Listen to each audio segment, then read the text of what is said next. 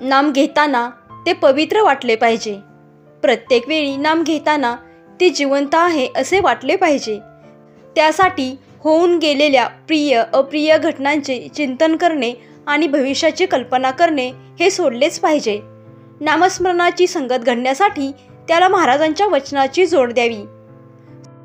सतत नाम करत राहिले की नामाचा सहवास घडतो, पण सतत नामासाठी चिकाटी पाहिजे। एक मात्र लक्षात ठेवायला पाहिजे की नाम करण्यासाठी महाराजांचे वचन सतत लक्षात ठेवायला पाहिजे, ते म्हणजे नाम तेथे माझे प्राण ही सांभाळावी खूण। श्रीराम जय राम, जय जय राम।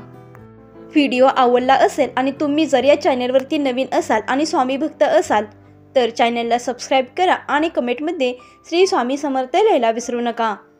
व्हिडिओला लाईक करा आणि शेअर करा। धन्यवाद।